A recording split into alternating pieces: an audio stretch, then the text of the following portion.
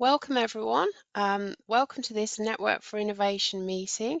It's our pleasure to welcome you on this bright and sunny day. And the focus today is on excellence in degree apprenticeships. Before we get started, I just wanted to make you aware of some of the features of GoToWebinar. So up in the top right hand corner of your screen, you will see three dots in the top right hand corner. If you wish to see the slide being shared at full capacity, you can toggle full screen. You can also click on the plus to make it bigger and the minus to reduce it down. If you would like to share a question with us, you can put them into the top box which contains the question mark, and those will be narrated out by Rowena or myself during the session. It's my pleasure now to hand over to Kerry-Ann Ayres, our Innovation Lead for WorldSkills UK, and Kerry-Ann is going to kick off the session.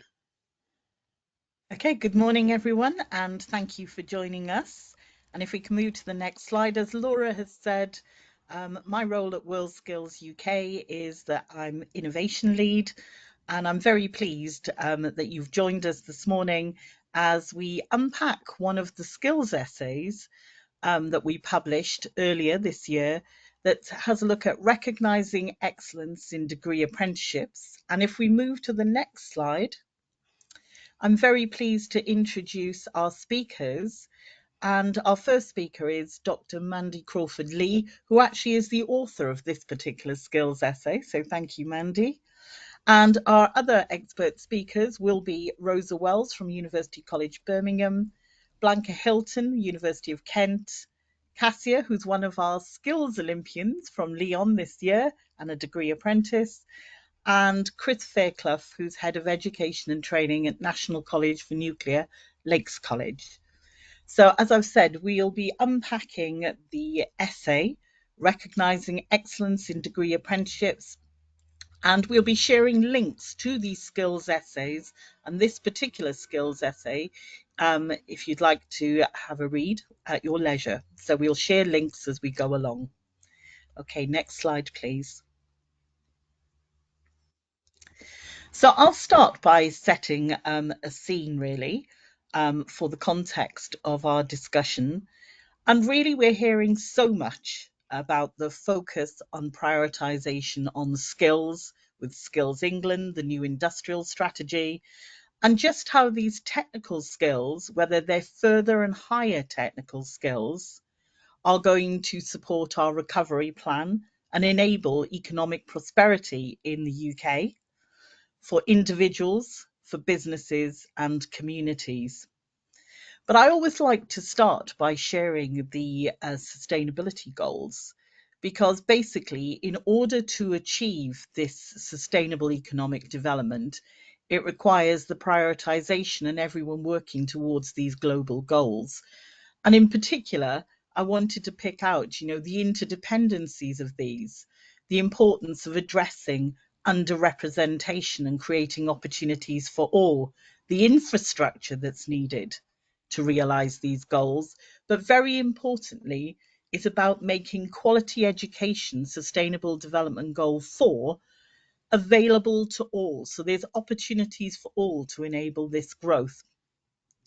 And that quality education also means embedding high quality impartial careers information, advice and guidance within our teaching and training so that everyone, irrespective of background, irrespective of age, of sector, can take their best next steps.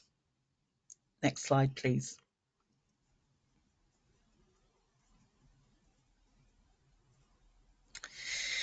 So I think, we have quite a lot to shout out about from this year. And when we had our international skills competition for WorldSkills, we were out in Lyon. It happens biennially. And we had a good medal haul, which we can definitely celebrate. But the reason I'm wanting to share this, and this, we have Cassia who's joined us today, but the importance of our apprentices and students showcasing to other individuals what is possible when they see people like me can achieve these levels and compete on a world stage, it's a very important message, and an important one when we think of our apprentices and our degree apprentices, for people to think that could be me competing on a world stage, showing my skills, and actually supporting progression into professional careers, as well as building confidence and so on. Next slide, please. On that last slide, I shared our report that we've recently published. It published in November at the AOC conference, was the first time, and it was our lessons from Lyon and further lessons, really. It's our international insights. And why that report that's just been shared by Robina is so important is beyond the standards for apprenticeships that we have in the UK. It allows us to see what is global best practice and how we need the insights that help us to raise standards here in our country, so that when we're delivering apprenticeships, we can compete on that global stage in competitions, but it allows global talent to increase and skills to increase. So please do take a look at that report. There's some really good insights into all the skills competitions and further insights that will support raising standards. And as you can see on this slide that I'm sharing, if we just go back one slide, please, that we're all about raising standards through international benchmarking in our professional development, championing future skills and sharing these kind of insight reports, and empowering young people from all backgrounds. But of course, we work with all ages, and that's really important when we come to our support for higher technical and degree apprenticeships. We're very much working to develop that skills economy. So please do take a look at our professional development offer that's available free of charge to all Centre of Excellence members. Next slide, please. So, as I said, we're a charity, we're a partnership of employers, education, and the UK governments, and we're about supporting dual professionalism of teachers, updating subject specialist knowledge, pedagogy, but in the context of local, regional, and national priorities, but not just about educators, managers, leaders, and of course the employers and stakeholders that they work with, so we can mainstream international best practice.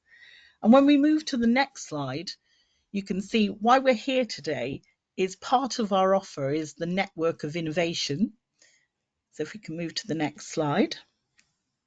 And the network of innovation really allows us to come together, to share best practice, to consider challenges, to share ideas, and to think about innovative approaches and things that each of us have trialed. And our speakers will talk to you today about what they're doing in their localities in terms of looking at pathways to success, and in particular, the recognizing excellence and the importance of degree apprenticeships and innovative approaches. Next slide, please. So I know you can take a look at our offer for workforce development, but I wanted to share that we have quite a large offer available on our Learning Lab for our careers advocacy, as we support providers and colleagues to promote apprenticeships as one of those pathways to success. And I think this is incredibly important. We've seen this week the Careers and Enterprise Company share their insight reports. And, you know, this was the largest learner voice kind of report that's been run, with over 250,000 students of school age being surveyed. And the key findings, and we'll share the link to it, is really that there is a need to continue, even though there's been lots of good work, to continue to provide high quality impartial careers advice and guidance, and for people to learn more about apprenticeships, including those who are their influencers, parents, teachers, employers. And we can see the importance. We see learners from that survey, a very insight one was that they're very interested in critical industry sectors of construction, health and life sciences, and so on. but they want to know more information about the pathways that can lead them there and how they can get into further and higher technical. And for some, degree apprenticeships will be that kind of choice, and what they would prefer to do. But it's the support is there to kind of think, how can we as educators better support them to see these progression pathways? And the report also shows us, that at year 11 there are key transition points where they know more about their best next steps. And it's nice to see from this report that year 11 students are almost knowing as much about apprenticeships, higher in degree, as A levels now. That comes out of the report. But so does the need, for students recognizing that they need to develop their listening skills, their speaking skills, their leadership, and also their team working. So it's well worth taking a look at that report. And obviously, we've recently seen the evolution of the Gatsby benchmarks and how we can provide good careers guidance for the next 10 years with all the evolution in our sector. So the links will be shared with you, and well worth taking a look at the report and the new evolution of the Gatsby benchmarks for good careers guidance. Next slide, please.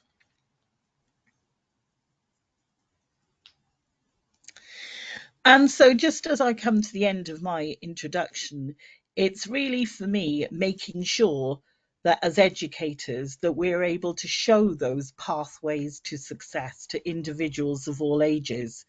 And there's some fantastic resources available. If we look at the IFATE website, the occupational maps with the case studies that the link is being shared now, where people can actually explore how other people have progressed into higher and degree level apprenticeships and the success that that's afforded them. So I just want to signpost to these fantastic resources, because the share is incredibly important. And my final slide, if we could move to this is the aspiration really, and this is some of the work of the National Network of Institutes of Technology, is when we're showing those pathways to progression, when does it begin? Well, if we take it right back to where it should begin, is looking down in primary schools and secondary schools to think, what do people know about apprenticeships and can they see their pathway? So I'm showing here the digital data skills escalator that you think from school level to FE to university, right up to how you can have degree apprenticeships and PhDs and higher. It's for people to be able to see their pathway to success. And these kinds of resources exist for all sorts of occupations and sectors. It's just how are we embedding it within our teaching and training. So that enough from me actually right now. And now I'd like to introduce you to Dr. Mandy Crawford-Lee, whose essay we're exploring here, Recognising Excellence in Degree Apprenticeships. Thank you, Mandy. Thank you very much, Kerry-Ann. Good morning, colleagues. I'm almost always in awe when I'm amongst educators because, FYI, I'm not an educator. If this was Room 101, you'd definitely put me in it because I've been a policy wonk my whole career. But I think actually in the field of higher education providers that deliver degree apprenticeships, I think I probably am most qualified to speak about because actually discursive shifts in apprenticeship reform, the role of universities in delivering skills priorities are definitely my academic field of interest. So thank you very much, Kerry-Ann, for making today's focus around recognising excellence in degree apprenticeships and to recognise actually that apprenticeships as higher education practice is absolutely a thing. So I know Go2 very well, so I think actually, Laura, you're in charge of the slide move. So if you'd like to move to the first slide, that'd be great. So I think it's worth saying a little bit about UVAC, my organisation, the University Vocational Awards Council. I am its chief exec, and UVAC is the higher education representative body championing higher level technical and professional learning, with over 80 higher education institutions, mostly publicly funded universities, in its membership, but of all types and sizes and from across all university mission groups. And I think it's fair to say that in our 25-year history, it was predominantly the more modern bits of the university sector that were in UVAC's membership, those who had a very strong foundation and aligned well with technical professional education and negotiated programs with employers. But in the last 5 years, we've seen it's the more research-intensive universities that have joined UVAC in recognition that they've entered the market to deliver both higher and degree apprenticeships. So in terms of UVAC's role, I think probably we're of greater significance to the higher education sector now than perhaps any other time in our past 25 years, given that the agenda, both in the previous government and this current government, is very much about the expansion of higher technical professional education. So it is in the field of apprenticeships delivered by higher education providers that I'm probably most qualified to speak about. And it is in apprenticeship delivery by universities that I think as a higher education sector, we've already experienced and brought about a revolution in apprenticeship policy. So my input really is to kind of establish the context of degree apprenticeship growth, but also to look at really the impact that quality has had since their introduction in 2015.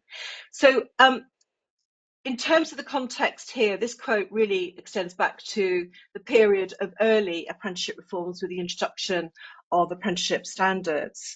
So it was around 13 years ago that we saw a push by the previous government, the coalition government, to grow higher apprenticeships and create the conditions for apprenticeships to become an accepted norm and valued form of higher education practice. And it was during the advent of higher and degree apprenticeships that our understanding of the relationship between higher education and the workplace became disrupted, with apprenticeships really becoming the most prominent form and fastest form of work-based learning delivered by universities.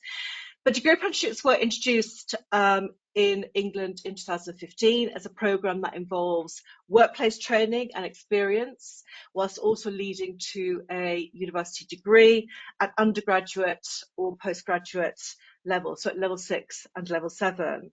And with government backing, really, since then, they have been adopted by a majority of publicly funded universities and quite a large number of alternative HE providers and higher education providers, used by a broad cross-section of employers and supported by professional registration and qualifying bodies, including those in engineering, medicine, architecture, and law. And I have described them as being really having a positive effect on the relationship between higher education and business. And there is clear evidence that they are contributing to economic development and social mobility. And they are supporting professionalisation in occupations with their introduction, something which actually is kind of capturing the imagination of some sectors who are looking to raise standards in terms of their sector and their occupational roles. So British degree apprenticeships, like other apprenticeships more generally, have been defined quite narrowly as a specific type of programme with rules about how and by whom they can be developed, how they're funded or contracted for, and how they are delivered, with detailed regulations covering on and off the job learning, content assessment requirements, and quality assurance. And that speaks to really what we've seen in terms of shifts and changes in pedagogy and practice and how that has impacted on the quality of provision. If you could just move on to the next slide, please. Thank you, Laura. So really, we saw an acceleration in the growth of degree apprenticeships, really with the introduction of the apprenticeship levy back in 2017, because clearly government wanted to kind of address the market failure and lack of investment in training and development of new and existing employees, with an intended objective around impacting positively on UK productivity. And of course, at the time, UK ministers described actually that employers were the driving seat in terms of apprenticeship reform, and determined that employers were best placed to determine what they wanted in apprenticeship training. So in effect, government made the employer, not the student or apprentice, the purchaser in degree apprenticeships of higher education delivery. Yet it was also the case that 13 years ago that apprenticeships were positioned as an alternative to university and not as a route to access the professions or highly paid, highly skilled careers. And it was that oppositional positioning of apprenticeships in universities that was perhaps indicative of a degree of ambivalence at the time in policy terms regarding the extent of university involvement with apprenticeship delivery. But I'm pleased to say that ambivalence didn't really remain, because with the growth of first higher apprenticeships and then the launch of degree apprenticeships, it was recognised by government that the success of degree apprenticeships depended on employers and universities working together. Employers will take the lead in terms of designing the occupational standard, taking account of the innovation and excellence that universities can offer. And with it came some really fresh opportunities for universities and higher education providers who had a really strong interest in aligning their existing provision with development of high-level apprenticeships, with employers and a major chance for universities to collaborate in a model that recognised employers as best placed to understand the knowledge, skills and behaviours required to perform particular job roles, alongside HE providers that were best placed to understand the requirements for achieving a higher education qualification and with the required expertise in designing work-based assessment.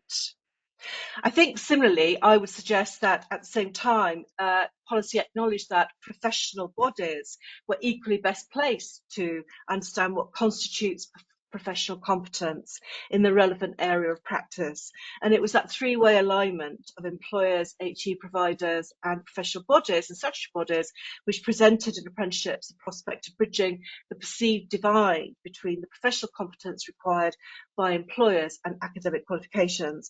And it was also an opportunity, I think, to move beyond the traditional separation of work and learning to develop the trust relationship required for effective employer, university or HE provider collaboration.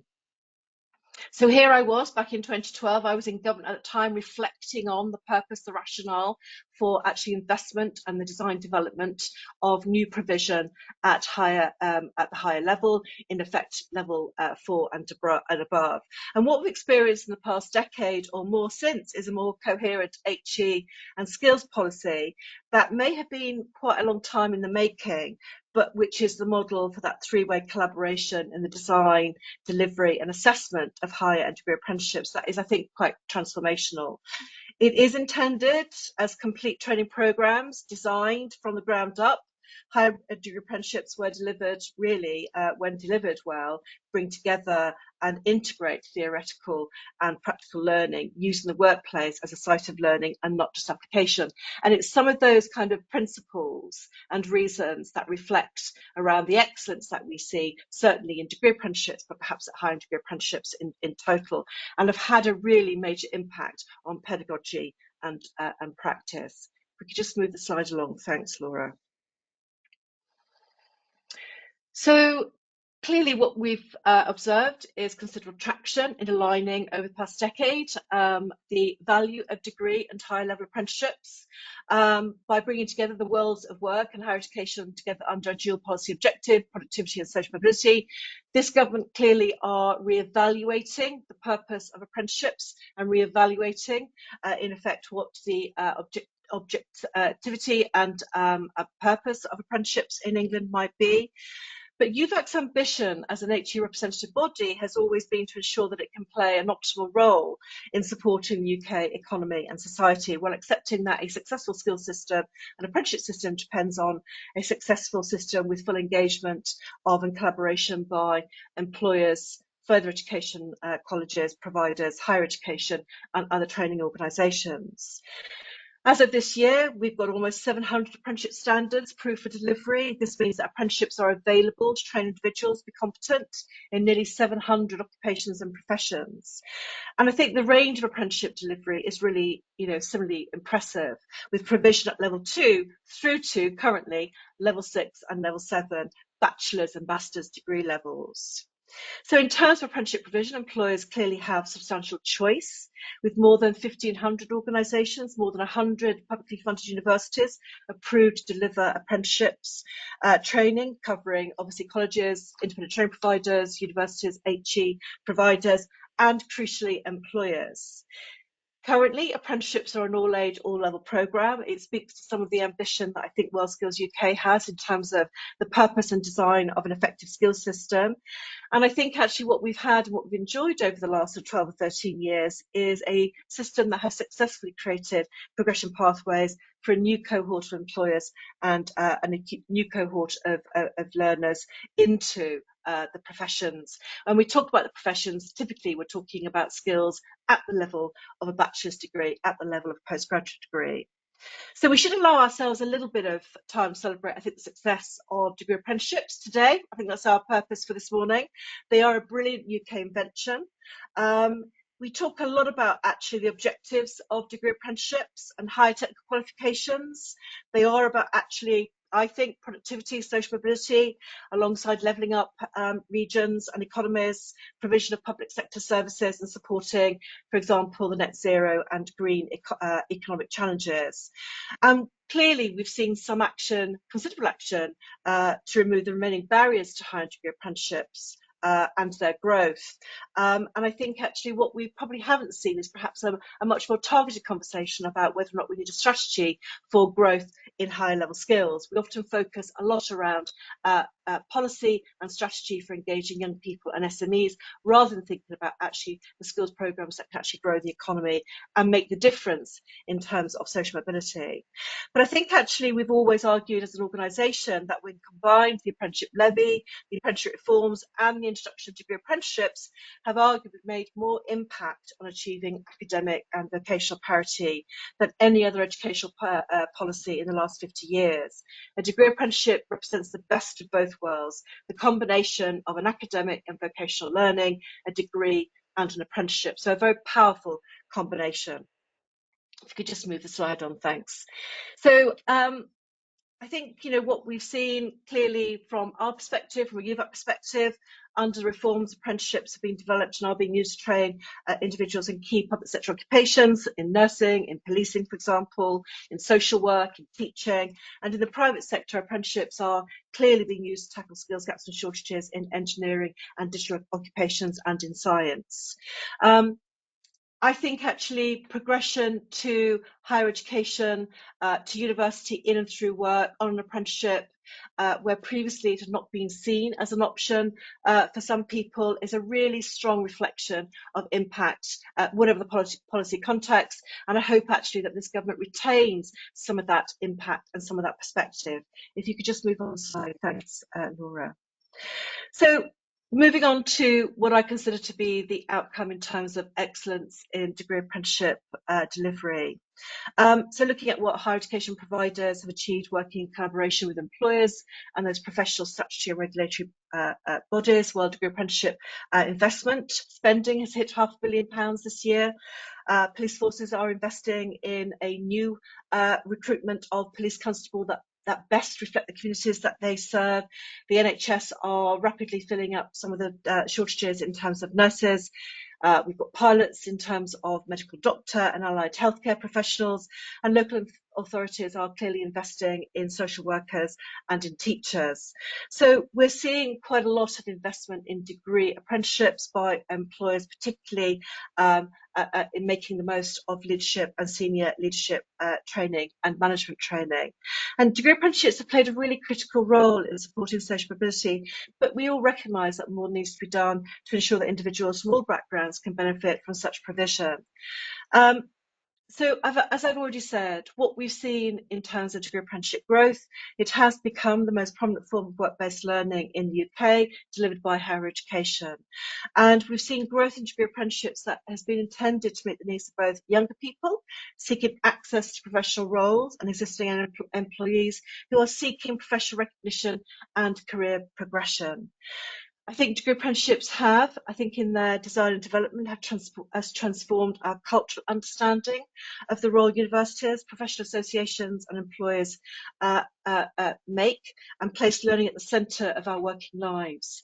So often when we think about apprenticeships, we think about the construct of apprenticeship learning or apprenticeship training being delivered away from the workplace. I think degree apprenticeship in their design and development in a more sophisticated way absolutely think about actually the whole apprenticeship, both on and off the job, and talk about actually how best to design the curriculum around the workplace requirements and workplace practice.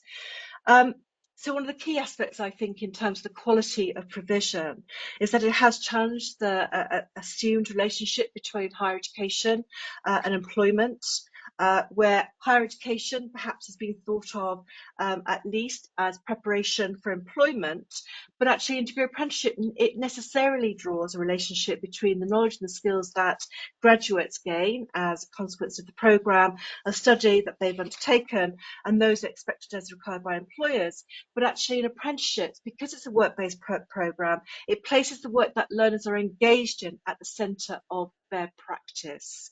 So assumptions about the presumed difference between academic and professional standards, knowledge and competence, on and off the job learning have all been challenged by the introduction of degree apprenticeships. And this has implications in terms of curriculum design and development. The main prerequisites, I think, in terms of excellence in degree apprenticeships are a work environment that absolutely supports learning that goes beyond immediate job requirements and careful attention to learning design, pedagogy and assessment. If we just move to the next slide. Thanks, Laura. So certainly my field of interest has been around the more integrated routes when we talk about degree apprenticeship developments. And that includes both an integrated endpoint assessment, which actually the policy and degree apprenticeships introduced by the Institute for Apprenticeships and Technical Education a couple of years ago, now means that any degree apprenticeship at level 6 and level 7 where it has integrated the degree into the endpoint assessment. So in fact, there's no separate assessment of occupational competence, requires careful consideration about how those endpoint assessment methods and modes are embedded within the final credits or final module or modules of a degree programme.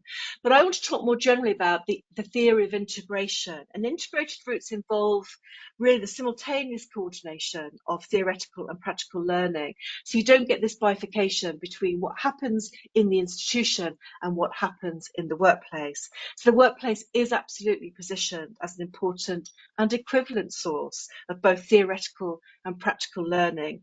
In other words, knowledge and competence are integrated. And that means that requires employers, universities and professional bodies to collaborate in the design and development of the associated apprenticeship standards, and we've seen that through Trailblazers. And this collaborative approach perhaps offers the clearest opportunity to develop new provision that is specifically designed to align the workforce development needs of employers with the requirements of both academic and professional standards. But degree apprenticeships don't limit the scope of learning just to operational competences, because they do broaden requirements to include values and expectations around what might constitute acting as a professional.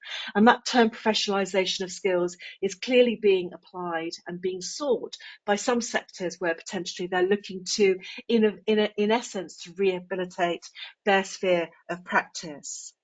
The requirements to describe apprenticeship standards in terms of knowledge, skills and behaviours aligns really well with the concept in higher education of knowing, doing and being in a way that is close, really for some, to the conception of higher education practice. So apprenticeships have really shifted the dial in terms of a higher education provider's understanding of their response to a government priority in terms of skills.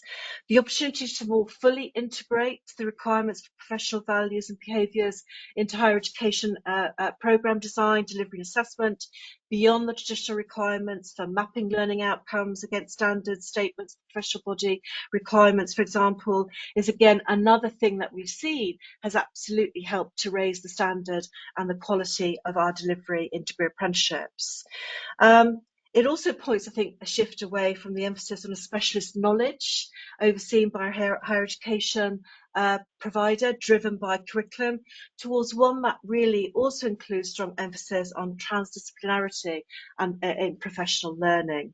So to my final slide, really. So we do need to remind ourselves that degree apprenticeships are a great concept. I hope we retain the concept. It's unique, certainly to the England market in the way that it's really kind of builds a system from craft and trade through technical, associate professional and managerial job roles. I think actually, if we look at some of the things that we've used to describe higher apprenticeships and degree apprenticeships delivered by higher education providers, we call them creatively disrupting higher education practices, and places learning at the centre of our working lives. So looking at the workplace really as a source of not just application, but absolutely as a place to understand and pick up knowledge and to think about the theory underpinning that knowledge. So the quality of provision in apprenticeships, we just want to move on, thanks Laura. The quality of apprenticeship provision, certainly in degree apprenticeships, is universally very good. I think actually apprenticeships are seen as an aspirational programme in no small part because of degree apprenticeships. We know that the workplace is now understood as a very important source of high-level learning and knowledge generation, innovation, expertise. This notion that theory equals off the job in apprenticeship design and development and practice equals on the job are being set aside, I think, and that speaks to the quality of our development and understanding of apprenticeship peers. And we've seen understanding grow around how aspects of theory can be learned in the workplace and practical skills can be covered off the job. So really disrupting our understanding of what it means to deliver a vocational, technical, professional education programme. So thank you. Thank you, Mandy, for sharing all your insights and really taking us back there and celebrating what degree apprenticeships, the success story that they are for apprenticeships and where we are with degree apprenticeships now, particularly at a time where there's lots of change and lots of discussion around, future funding for level 7 and where we might be, and also how we might look at foundation apprenticeships and further ability to have flexibilities that will allow more people to access apprenticeships and pathways to success. But I'm just going to see if we've got any questions for Mandy that have come in. So Rabina, have there been any questions in the chat so far? There was just a statement by Dave just to say it was interesting, the challenges that were outlined in the academic and professional standards slide. So it's been something that obviously resonates with other people. Okay, thank you. And if you do have any questions for Mandy, if you keep putting them in the chat as we go through, and then we can pick those up later. But I think Mandy's, also highlighted the importance of people and place and meeting the needs of employers in localities.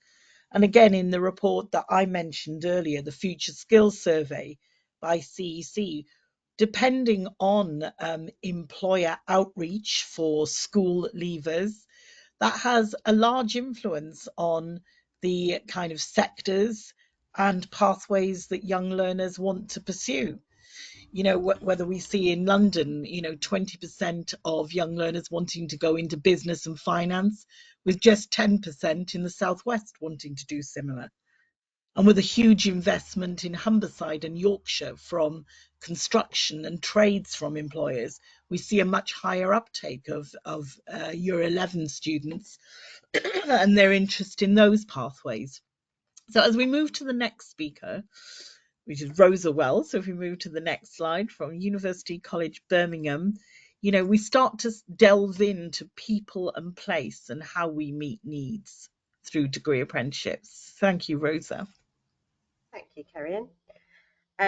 So this morning I'm going to be talking as the chair of the National Network of Institutes of Technology. I am going to touch a little bit on University College Birmingham's approach to supporting our local NHS trusts towards the end as well, but really thinking about how further education colleges and universities can work together to really create these pathways into and through degree apprenticeships. So I'll start by just telling you a little bit about Institutes of Technology in case you don't know. So next slide, please, Laura. So Institutes of Technology were created in 2019. The first sort of 12 were confirmed that year, and we now have many more. So the focus here was on creating this growth in level 4-5. So this is what I mean about pathways into degree apprenticeships. So our focus is growing the 4-5, and by doing that, we think we're providing more opportunities for more learners to move on to degree apprenticeships. There was a lot of funding available for Institutes of Technology to make sure we had the right equipment to create those industry environments for learning. So whether that's learners that are working alongside their learning, students that are working and learning, or whether it's full-time learners, that their programs would be more applicable to the industries that they want to move into. Next slide, please. And the network is growing. So we had 12 Institutes of Technology confirmed and awarded in 2019, and a couple of years ago that grew to 21 to try and cover most of the hotspots, the cold spots, sorry, that are out there, were out there at that point. We still have a bit of a cold spot in the east of England, but the rest of England is quite well covered by these collaborative networks. And so what these Institutes of Technology have done is brought together colleges, universities and employers to meet the region's needs. So they can be set up quite differently. They might serve different industry sectors. But what I'm finding really interesting is when the 21 Institutes of Technology were brought together, there were 77 colleges involved, and now that's grown to 84. And in that growth from 77 to 84, those additional colleges haven't benefited from capital investment directly from getting involved in the IoT.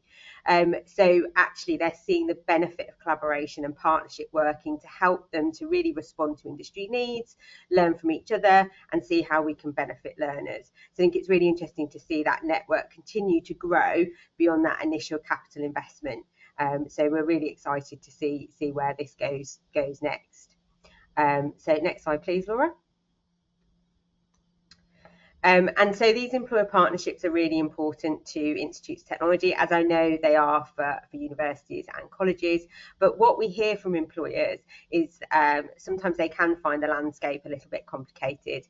And where there are several universities or colleges in a region, these Institutes of Technology provide a single point of contact for them to be able to access the training that they need. And that's helped to simplify some of the conversations that they're having and to access more training opportunities by linking up with several universities and colleges, but through a more streamlined process. And what's really important to the IoTs is that we support the sort of big companies, national companies, but also local SMEs, so that we're thinking about how we do both. And I've got some examples of that from one of the IoTs and how they've developed some of the degree apprenticeships. Next slide, please.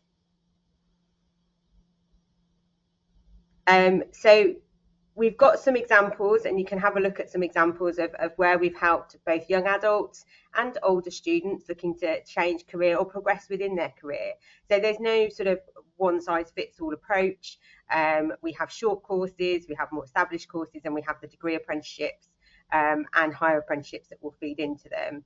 And we look at how we can develop our IoT staff. We know a lot of colleges and sometimes universities struggle to get those technical staff that they need to really be on top of the new technologies that are coming through. So certainly my region in Birmingham, we've seen that community of practitioners and lecturers coming together, they've supported each other to develop technical skills across several colleges and universities. And really looking at how we widen that participation and that diversity of people working within STEM careers as well is a real focus for the IoT network.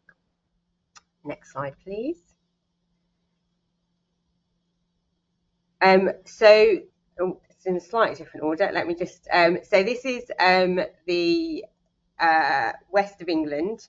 So this is GKN, and they have developed with GKN, the Institute of Technology in the West of England, have developed with GKN a route from level 3 engineering technician through to degree apprenticeship.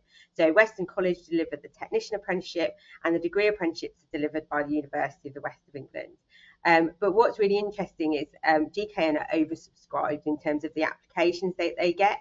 And what the IoT has managed to do is find different apprenticeships. They've now got 38 apprentices into other companies who have originally applied to GKN. So they're growing, so they're working with SMEs in the region, they're introducing them to apprenticeships, they're matchmaking them with really talented individuals who are interested in apprenticeships, and they're creating this pathway. So it's working well for those employers, and it's working well for the young people. This image here is inside GKN itself, and it's a learning space that have been developed so that learners can learn within the GKN sort of environment, and they can overlook some of the factory, and they can feel like they're really part of industry when they're learning. So this is quite innovative in this region, and creating this sort of, we know that our larger companies such as GKN have got a real commitment to supporting their supply chain, and growing the number of people involved in STEM careers. So this has really helped them to sort of support the local region as well. Next slide, please. So if you do want to see more about some of the examples of what IoTs have been doing, there is this report out, but I'll also, I think coming soon, we've been working with the World Skills Innovation Project, and there are some new booklets coming out with some more examples of ways in which we've been working with industry in order to support them and support with some of their skills gaps. So that is coming soon as well. Next slide, please. Okay, so this is Greater Birmingham and Solihull. So this is my local IoT, and the one that I helped to develop. And so this has brought together 3 further education colleges, 4 universities and 8 employers to create this hub and spoke model.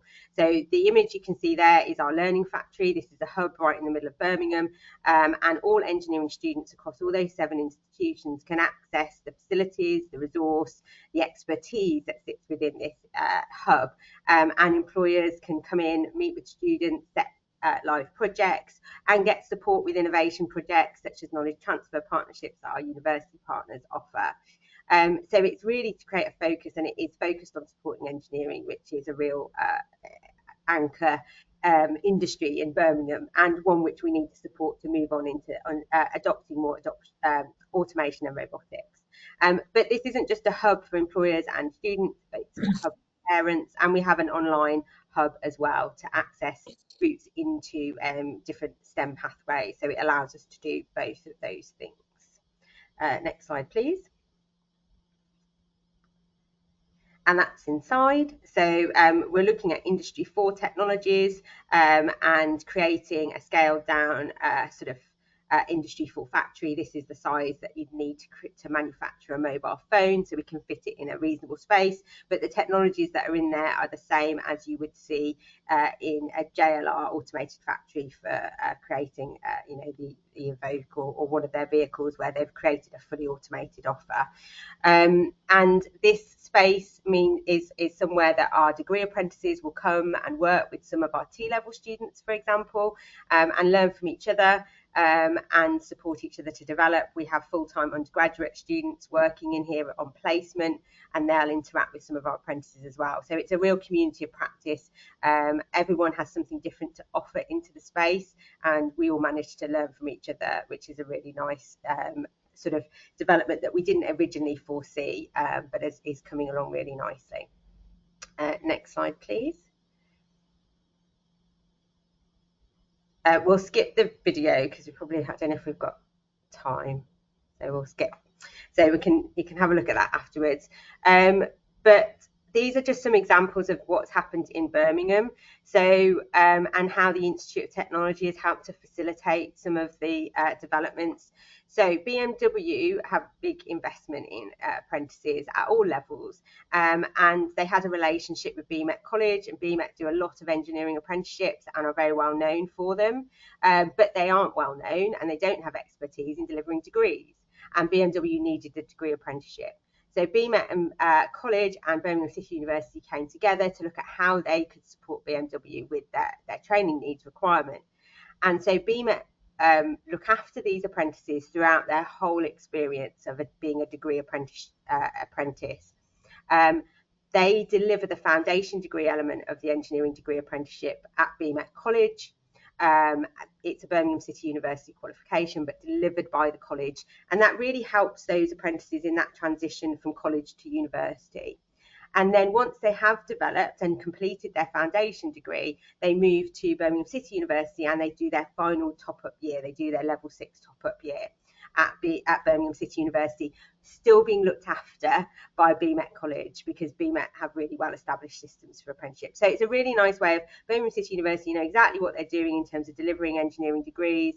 BMET are very good at delivering apprenticeships, and they've come together through this Institute of Technology partnership to develop this offer, which is really working well.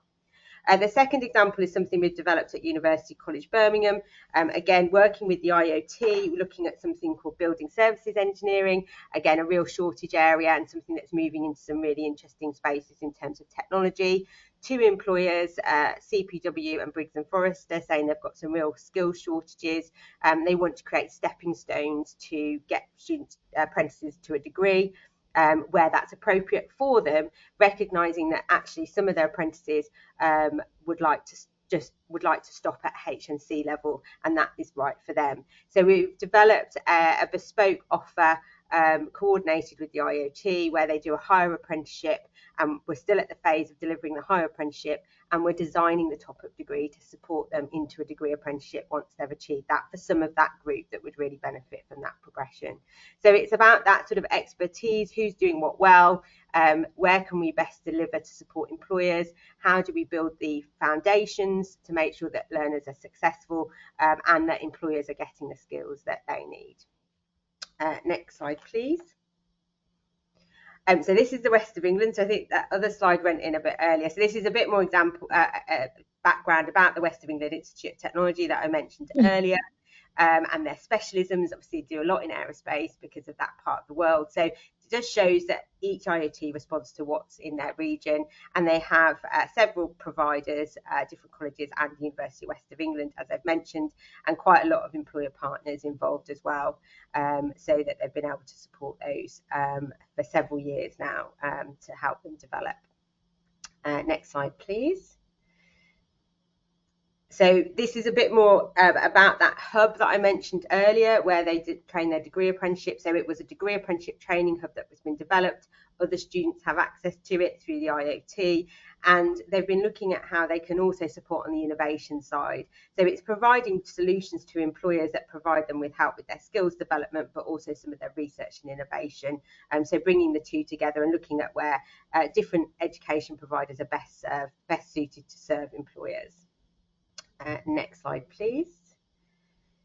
So yeah, we can go past that one. And here's a bit more of an image of the space. And we can probably skip this video as well.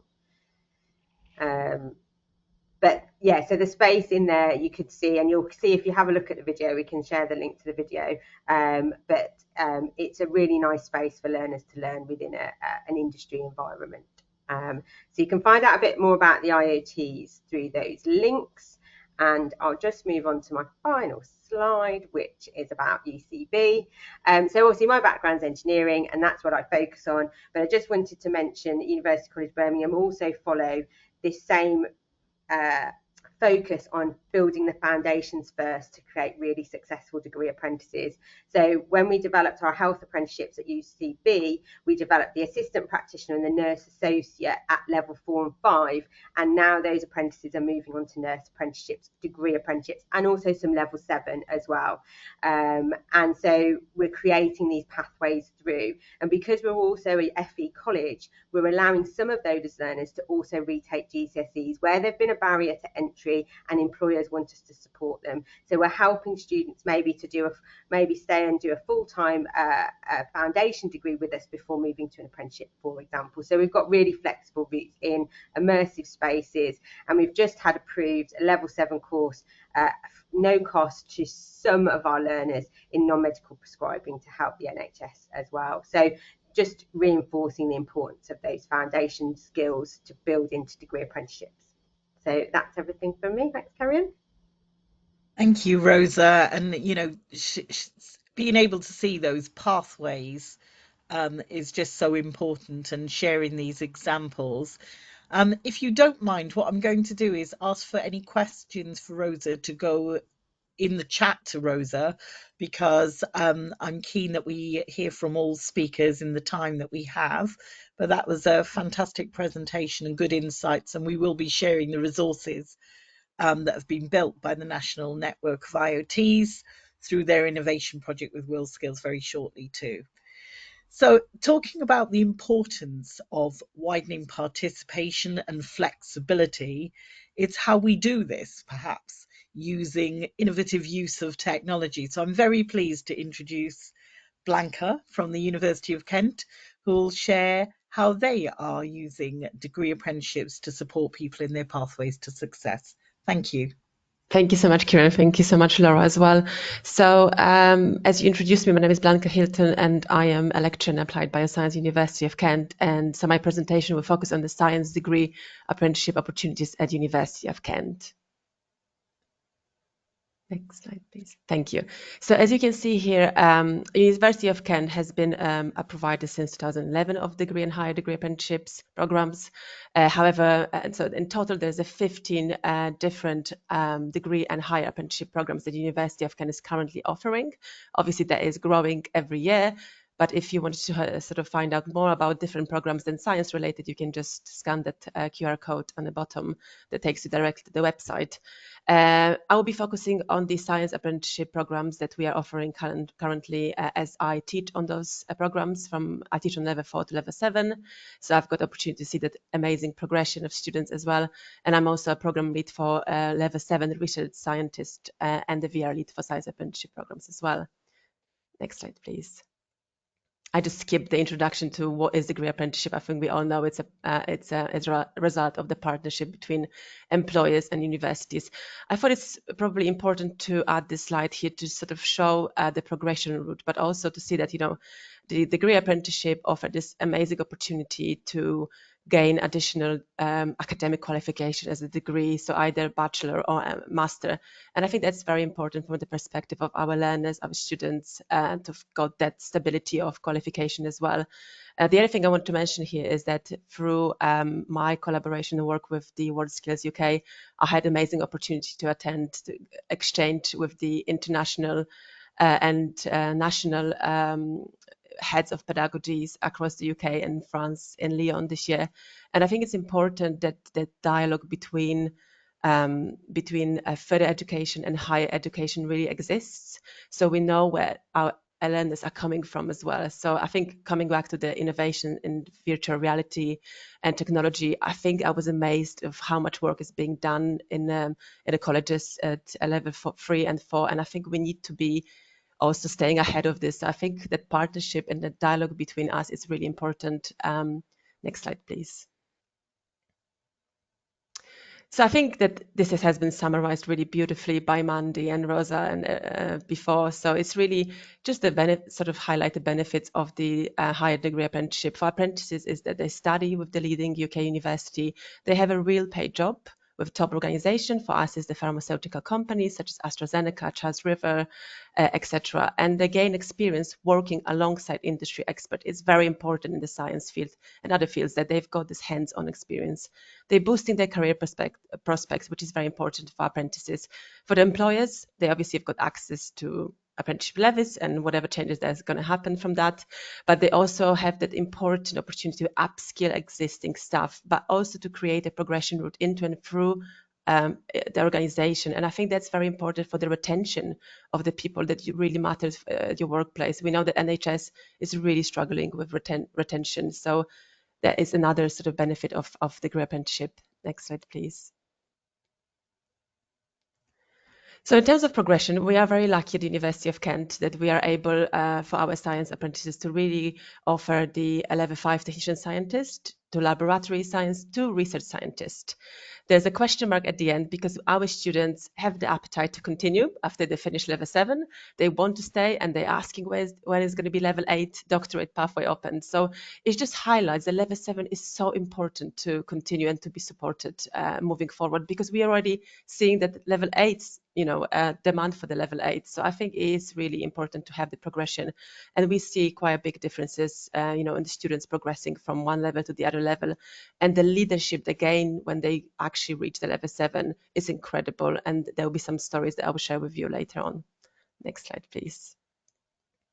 So one of the story I wanted to highlight here is one of our student graduate, Jessie Stowe. So she's actually done level 5, 6, and 7 with us. She went from the laboratory science, technician scientist to laboratory science 2 to the research scientist. And as Jessie has said herself, the MSc level 7 was a fantastic opportunity to further my education while working. It encouraged me to expand my knowledge in areas related to the MPK and speak to experts in the field, which in turn has helped her to progress me at work. I think that progression is so visible as they move on to the level 7 as well, for our science apprentices. And Jessie has picked up the national award in 2019, and this year she has picked up another award from RSC as a 2024 RSC Apprentice Prize as well. So it's just the stories like this that really are summarizing the success of the progression and the level 7 as well, that really allowed her to boost her career, and she got promoted as well through that, because obviously when level 7 is, you're looking at the leadership skills, it's really important that students got this opportunity. And she is asking for level 8. She's asking for the PhD. So hopefully that's something that will be happening next year. Next slide, please. Or maybe not. I can see Mandy's face there. But they are asking for that. So it just shows that level 7 is at least crucial to stay really for that progression. So in terms of delivery of degree apprenticeship, universities and providers got a different sort of approach to this. The way we do it in University of Kent is allowing the maximum flexibility for our learners. So we've got the in-person training that happens once per year through the intensive week and through the summer schools. But we are also looking at the ways of, can we sort of enhance that skill that's being gained in the workplace by the virtual reality training. We're also doing conventional in-person learning where students are with us once per year in the campus, but majority of the learning is via the flexible online learning approach, and then we're using Moodle platform to deliver the experts written study guides, so students can access them at any time they need that. So our students and our employers ask us for the most flexible approach. So they're not always going to have Monday to do the studies, or Tuesday or Wednesday or Friday. They just it's quite dynamic process where they are. So they want to have something that they can access at any point they wish. So that's how we provide our learning resources for the student. Next slide, please. So we really are sort of taking advantage of the blended learning. So as I mentioned to you, we use the synchronous live real-time sessions, which are delivered via MS Teams very flexibly.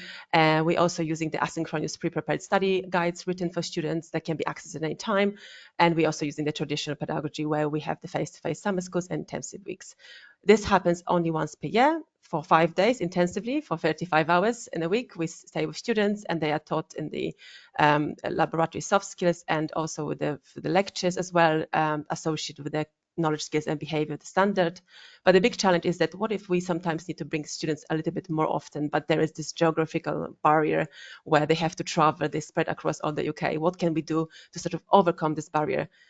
So that's really brings me to my next slide, where over the past 3 years, I've introduced the remote learner VR AI solution apprenticeship. So we have tested the use of the VR virtual reality in design with use of a very common technique, a HPLC for the science students, and the level 5 students receive the laboratory skills training. You can see, I don't know if you can see me at the background on the right side, image is blank at the back.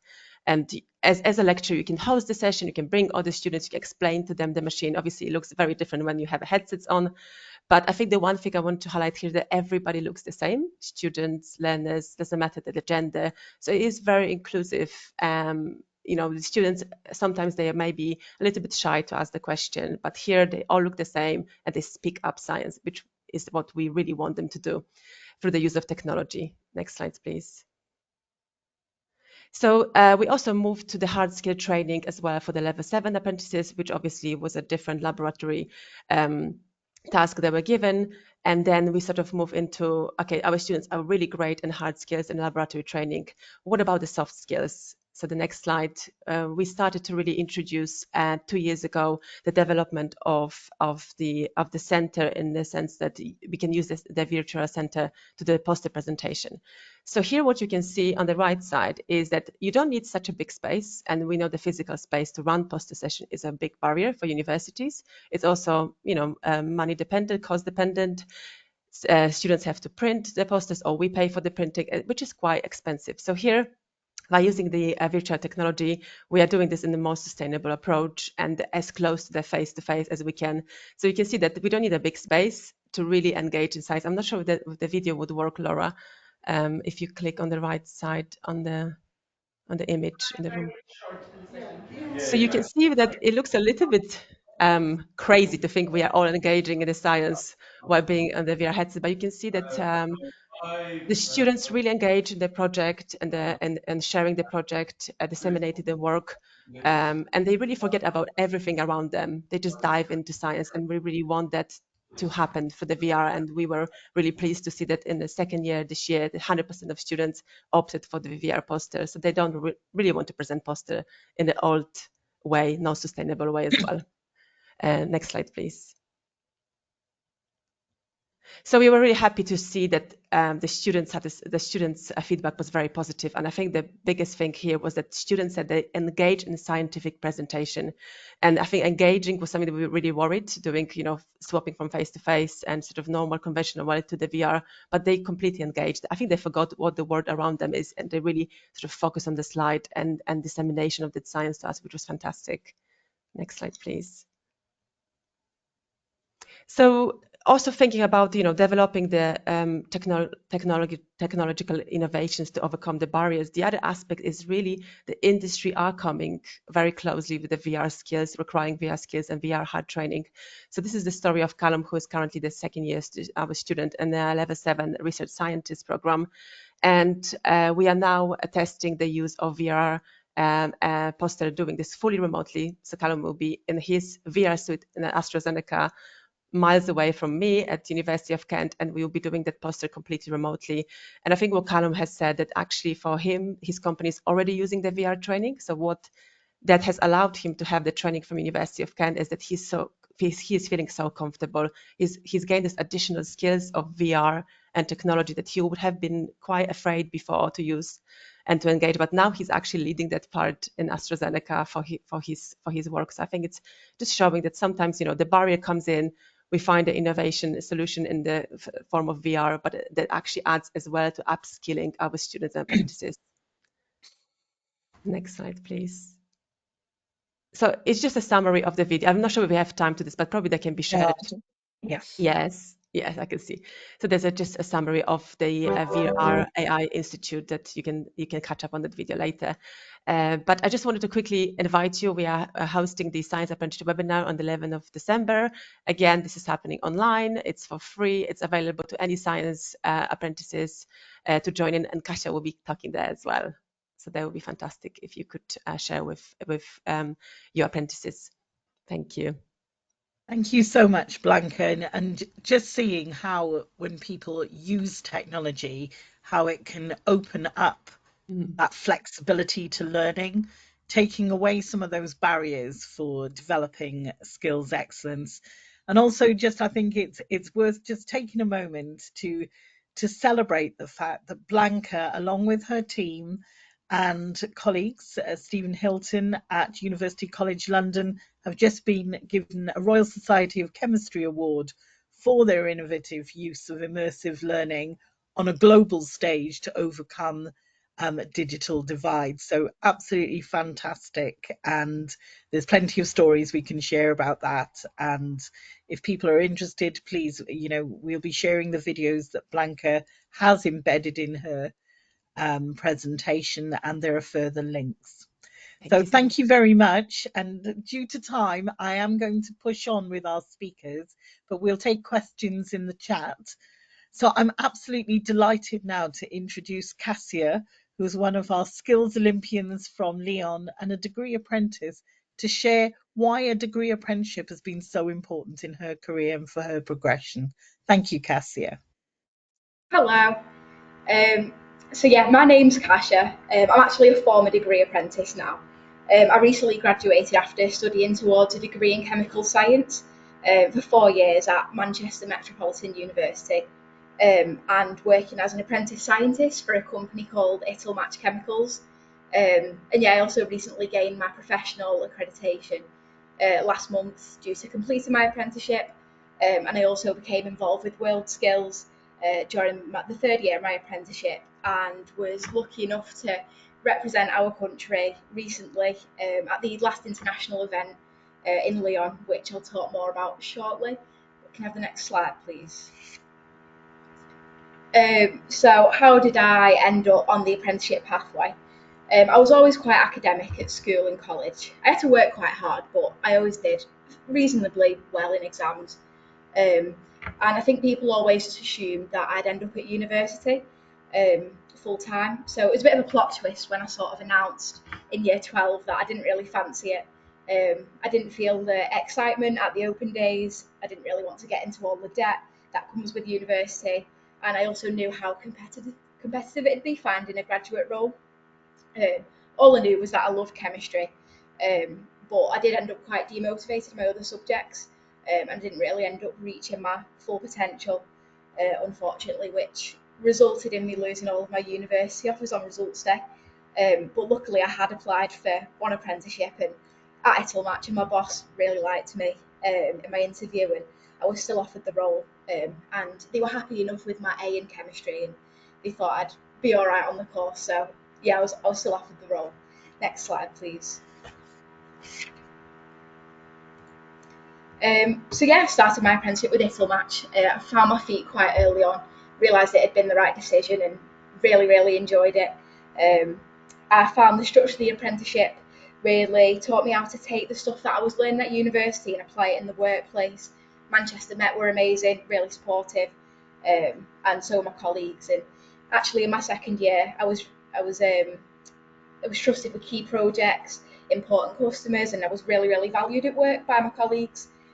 My confidence rocketed, and I became really independent in the lab, and learnt loads. Graduated July just gone, and was recently promoted to research and development chemist, which I'm loving.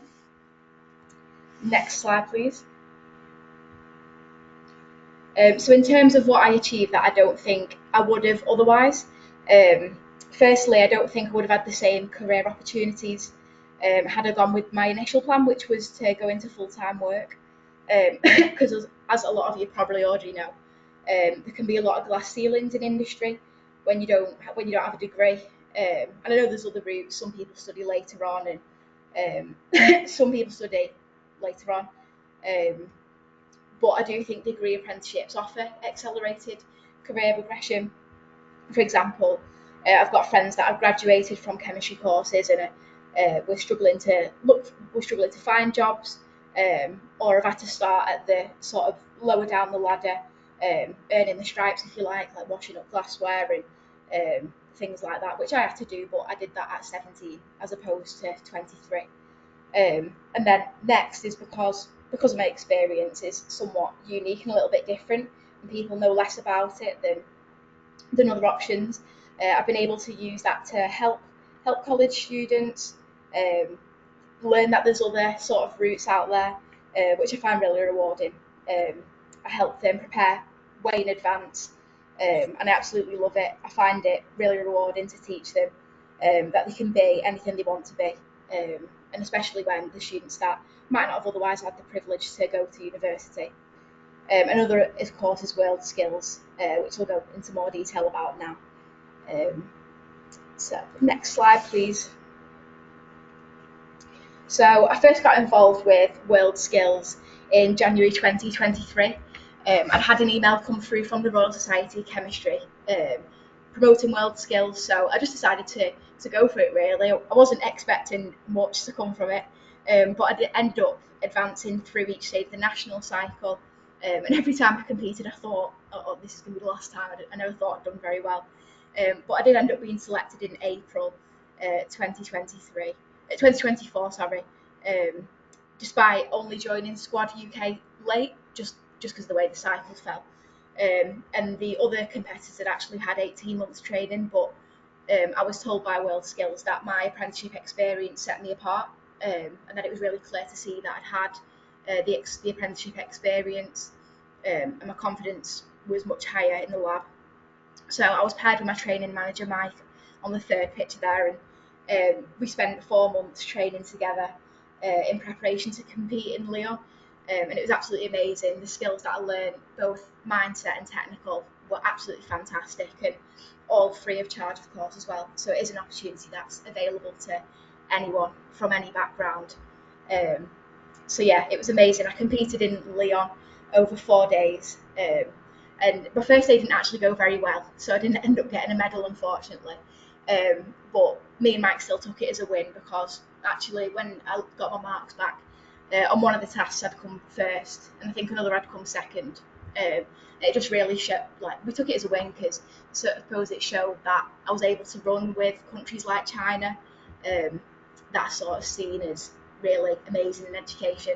So yeah, it just sort of reflected the quality of our apprenticeship system and education system in the UK. Next slide, please.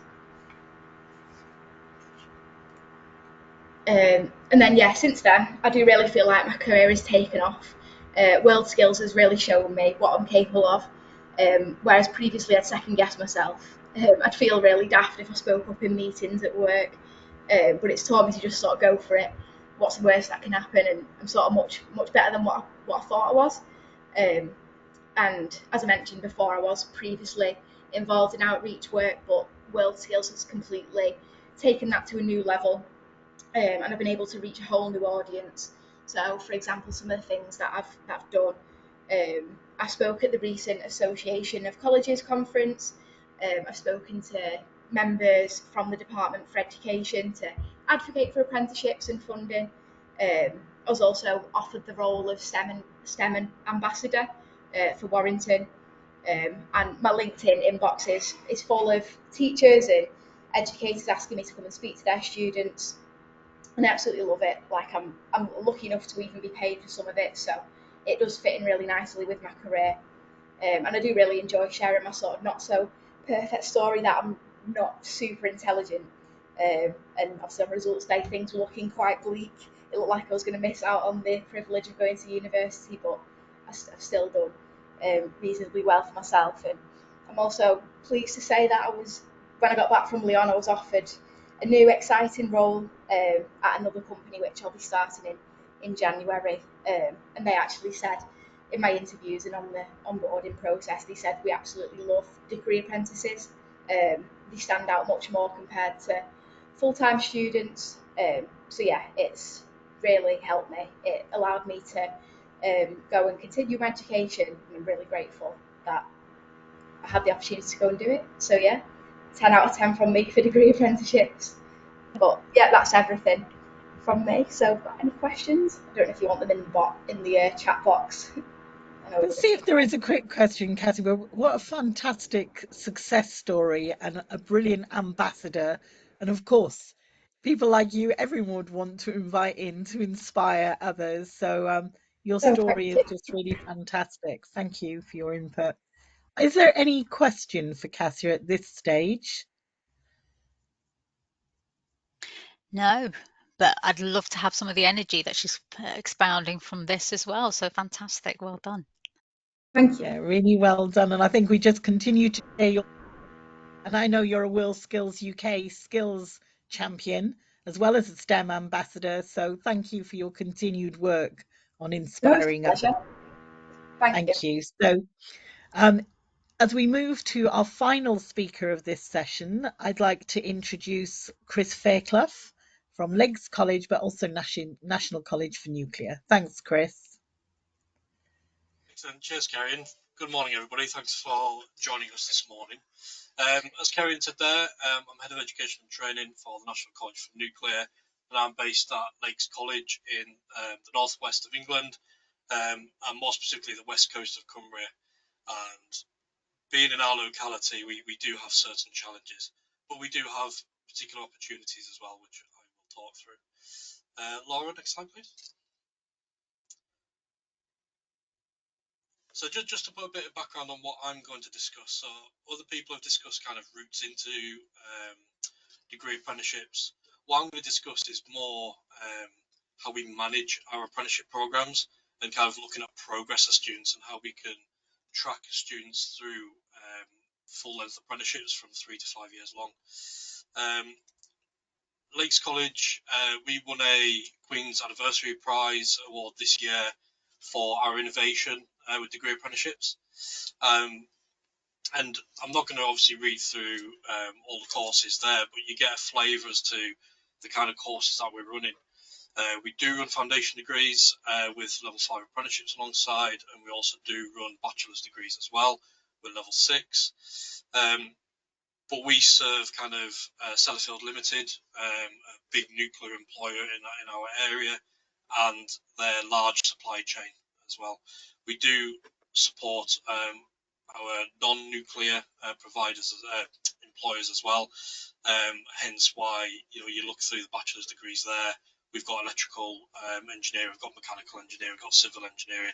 So more generic, what I would class as generic engineering degrees, but have we do include a nuclear flavour in there, as well as looking at other case studies for other employers. So we work closely with the University of Cumbria, who's our local university, so they're our validating partner for most of our qualifications. But we also have 2 new degrees that we've had validated with the Open University. So we're looking at low carbon energy technology and manufacturing for nuclear as well. Next slide, please, Laura. So alongside those degree programs, we run a range of apprenticeship provisions and apprenticeship standards. So in terms of our biggest hitters, we are the England's largest provider for level 5 nuclear technician and level 6 nuclear scientist and nuclear engineer. Those standards are currently being rewritten, and we are involved in that process. But the way we kind of deliver our apprenticeships, we try and influence our employers to go down the 3 and the 2 model. So doing a foundation degree for 3 years part-time, as well as doing a level 5 apprenticeship, and then moving on to the bachelor's degree top-up and doing a 2-year level 6 apprenticeship. We can do that really easily with the nuclear because the competencies within the level 5 and level 6 are similar. They're not the same, obviously, and the major difference between level 5 and 6 is more about the autonomy, being able to run projects without having someone check over your work all the time and stuff like that. But we do run full 5-year apprenticeships as well. Next slide, please, Laura. So that's just to kind of put into context, what we're actually delivering. So highly technical degrees, technical apprenticeship standards with real technical employers. But we go down and utilise a coaching model, which to some providers, they kind of say, oh, how do you manage that? And really, the coaching model, rather than an assessing model that providers have used in the past, obviously with frameworks, our coaches are non-technical, and that for me is the key element I want to get across today, is that the coaches are the absolute key element to our apprenticeship program. So we need dedicated employees and line managers, we need enthusiastic apprentices, and we also need a highly qualified academic team to deliver those qualifications. But without the coach being in the middle, we lose that focus on the apprenticeship, we lose that interconnectivity between all the constituent parts. Next slide, please, Laura. So we have a team of 4 coaches, well, 5 if you include a manager that reports to me. But their kind of specialities in the past are, one's studied business in the past, one was actually a rail signaller delivering training for one of the rail companies, one is trained in occupational health, another is a trained journalist. And what we're trying to go for are people who are good coaches. We don't need them to be technical because our technical academic team are the technical component of the apprenticeship. And basically what I'm looking for are people skills and the ability to question people and get the right information out of people. It's kind of the support our coaches give. The 3 monthly reviews, obviously they need to be completed, so our coaches do that. Looking at report writing skills, presentation skills, they prepare them for the professional level interviews, dissertation support as well alongside the technical team, doing mock interviews, building their portfolios. So really the coach is the unsung heroes in my apprenticeship world. They are the absolute key to unlocking the student's potential. The academic team do what we do, and we do that well. And 50% of our students coming out with bachelor's degrees come out with a first class honours, which is obviously fantastic. But alongside that, we are accredited by the IMechE, the INSTEM-C, the SOE, IET, and the JBM for our civil programs, which are a makeup of 5 different institutes. So we know our qualifications that we're delivering a high standard. But then our level 6 pass rates, for example, at first time pass rate is sitting at currently about 87%. And normally the kickback on the 13% have been around 1 or 2 competencies. So it's not a blanket no, it's we think you're a bit weaker in 1 or 2 areas. Next slide, please, Lauren.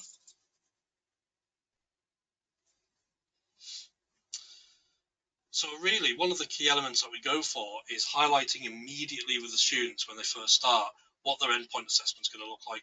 Because at the end of the day, that's the very end of their apprenticeship. Yes, the qualification is important, and we understand that for the employer and for the student. But realistically, let's focus on the end right at the start. Let's look at what's required, what elements you're going to have to complete, be that portfolio or a presentation or an interview, and let's focus on that. I know it's quite small, but that in the top right corner there, what I do is I map each of our modules that we deliver to the set of competencies that module could be delivered under. I map that at a module level, and then I map that to the learning outcomes within each module. And then the table underneath that, I then map each of the assessment methods within each module to the competencies. So the students know that when they're completing particular modules and particular assessments, they know exactly what competencies against their apprenticeship they could be showing evidence against. Next slide, please, Laura. Now, sorry for the crude drawing. I did do this via mouse, so I know it's a bit squiffy, but what a lot of tracking, student tracking systems want to see is that linear progression, which, let's be honest, with degree apprenticeships, it's impossible. We've got all these different people coming in with varying experiences. You might have an experienced person coming from a nuclear industry, for example, who's been doing, who's had a level craft apprenticeship in the past, is a mechanical maintainer. They want to progress to being a level 6 engineer. Yes, they may be able to show rapid growth in terms of completion of competencies and be able to show evidence, but that will tail off. That quick progress will tail off and slow down where they start hitting areas that they haven't been able to work in. But on the flip side of that, you might have new starters to industry where their progress curve is going to be really shallow for a few years, and that's totally fine. You cannot expect an apprentice in their first year of a 5-year apprenticeship to be meeting level 6 competencies. It's just not going to happen. Next slide, please, Laura. So really what we do is, as well as the 12 weekly reviews and doing what's obviously necessary in terms of the legal requirements, checking health and safety and that stuff, we've also developed a separate form that we utilise where our coaches, alongside the employer and the apprentice, identifying against each competency where the apprentice is at in that competency. So we've went for 5 different levels. So red is strategy not identified. So basically they don't know how they're going to meet that competency yet. Orange might be that the student and the line manager have identified, oh, there's a project next year that I'm going to be working on. That'll help us meet those competencies. Great. Put them as amber. Blue is work in progress and actions are being completed. Pink, evidence being written up. And then green, that the competency has been completed. So what we can show is on a full 5-year program is, yes, we can show that students are progressing through their qualification and are passing modules, but what we can also do is show at a granular level, really, that these apprentices are making progress against all the competencies, but knowing that we're not going to have that linear progression. Next slide, please, Laura. So as part of that, I built a calculator as part of the form. So basically, each colour is just weighted. So if they're at amber, we're saying, right, you're about 20% through completing that competency. You've identified a strategy, so we know what you're going to be doing. Blue 50%, pink 80%, and obviously green 100. And what that does really is the coaches can then pump the values into the form there, and it automatically calculates a percentage for the apprentice. So it's really showcasing the progress that they're making between each review. So this works really well on long-term apprenticeships, because then you can show, yes, you haven't met any of the competencies yet, but look at the progress you are making within each one, and that for me is absolutely key. Next slide, please, Laura. So I think from our side of things, it's about being able to showcase how students are making progress. Where students aren't making progress, and I have had discussions with line managers and employers around learners who are stagnating in their progress. And it's about identifying then within the employers what secondments students may be able to go on to, or projects they might be able to be involved with, or even looking at contractors that they might be bringing in for a job. Could they shadow those contractors and learn from them? And it's just about identifying those key strategies to meet every single competency by identifying early where those gaps could be. And by doing it at the granular level, that's how you can do that. Cheers, Karen. Thank you, Chris, and thanks for. I know there'll be interest in resources and ways of working, and as well as we think about WorldSkills UK, those marginal gains that can be made that show progress through pressure testing is one of the methodologies that we advocate as well. We are at time, but I just wondered, is there a quick question for Chris or any of our panelists before I round up? Any questions coming through? The panelists have been hard at work answering those questions in the background. Okay. Great. Thank you. Thank you. Okay, so what I'll do, if we can move to the next slide, I'm going to say thank you to all our panelists for their fantastic inputs and for sharing and answering questions as we've been going along. On our WorldSkills UK website, we have our upcoming CPD opportunities and events. If you've enjoyed today, please join us in the new year for our monthly network of innovation sessions where we unpack reports, essays, discuss hot topic issues. We'd love to have you join us, as well as the plethora of other CPD that we offer. We will be circulating, as we move to the next slide, just an evaluation form today, so you can tell us, whether you've enjoyed the discussion, what was useful insights, what you'd like to hear more of. If there's resources we've discussed or you'd like follow-up conversations, please do get in touch, because the speakers and everyone at WorldSkills here, WorldSkills UK, are here to support you as we raise standards and mainstream national and international best practice. Thank you to all speakers, and thank you for all of you for joining us today. We've appreciated you being here. So thank you very much.